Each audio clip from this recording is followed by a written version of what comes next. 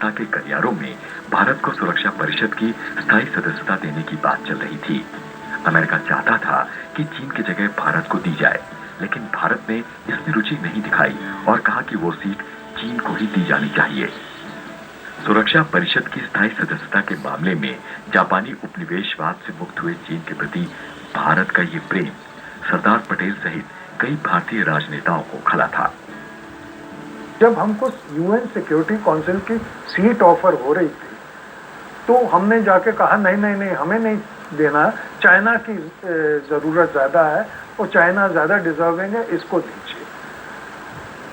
आप सोचें कि अगर हम उस टाइम पे सिक्योरिटी काउंसिल के मेंबर होते तो जो अब हम कोशिशें कर रहे हैं पिछले 70-75 साल से, उसकी जरूरत नहीं होती और हमारी गिनती, हमारी गणना दुनिया के सबसे महत्वपूर्ण देशों में 1950 से ही शुरू हो जाती और उसका कई फायदे होती कि जब आप सिक्योरिटी काउंसिल में से एक हैं तो आपकी इंडस्ट्रियल प्रोग्रेस जल्दी हो जाती, इन्वेस्टमेंट्स आनी शुरू हो जाती और आपका हर इम्पोर्टेंट इशू पे आपकी राय ली जाती, जिसमें आप अपना जो पॉइंट ऑफ व्यू है वो तो रखते ही और अपना जो नीड्स है, अपने जो एम्बिशंस है वो भी शेयर करते, ताकि जो प्रोग्रेस में हमको 75 साल लगे शायद वो 20-25 साल में हो जाती।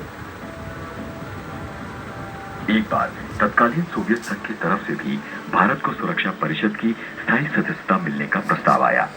पूर्व राजनयिक राजीव डोगरा ने हाल ही में छपी अपनी किताब में लिखा है कि 1955 में जब सोवियत संघ की कम्युनिस्ट पार्टी के तत्कालीन प्रथम सचिव निकिता क्रुश्चेव और प्रधानमंत्री निकोलाई बुल्गारिन भारत आए थे तो उन्होंने भारत को सुरक्षा परिषद के छठे स्थायी सदस्य के रूप में लाने का प्रस्ताव दिया था।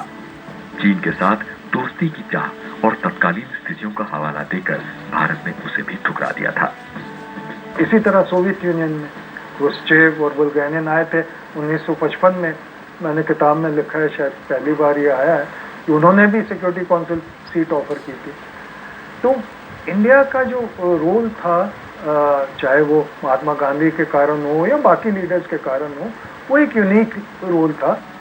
1956 में अमेरिकी राष्ट्रपति आइजनहावर के साथ बातचीत में तत्कालीन प्रधानमंत्री जवाहरलाल नेहरू ने कहा था कि चीन के साथ लड़ाई मोल नहीं लेने का यही तरीका है कि उसके पास सुरक्षा परिषद की सीट जाने दो। भारत को विश्वास था कि 1954 में चीन के साथ पंचशील संधि पर हस्ताक्षर और सुरक्षा परिषद के लिए सहयोग के बाद दोनों के बीच युद्ध नहीं होगा।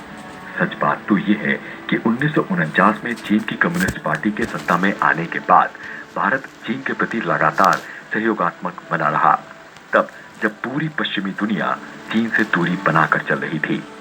लेकिन चीन का हृदय छोटा था और सहयोग की भावना तो उसमें जरा भी नहीं थी। 1962 में चीन भारत के नामकाचू इलाके में घुस आया और वहां से उसे निकालने में भारतीय लगे ही थे कि 20 अक्टूबर 1962 को चीन ने भारत में कई हिस्सों पर हमला कर दिया। हमारी विदेश नीति और सबर नीति पूरी तरह धोखा खा गई। ना नेहरू समझ पाए, ना तत्कालीन विदेश सचिव एमजे देसाई भाप पाए और न ही तत्कालीन थल सेना अध्यक्ष जनरल प्रेमनाथ थापर को इसकी जरा भी आशंका थी। विदेश नीति के मामले में भारत शैशव काल में था। सबका अच्छा सोचने की बात हमारी विदेश नीति का अहम हिस्सा थी, लेकिन जब चीन ने भारत पर हमला किया तो किसी भी देश ने चीन की निंदा तक नहीं की, ना तो अमेरिका, ना सोवियत संघ और न ही गुटनिरपेक्ष देश। हालांकि 10 दिसंबर 1962 को कोलंबो में मिस्र, कंबोडिया, श्रीलंका, बर्मा, घाना और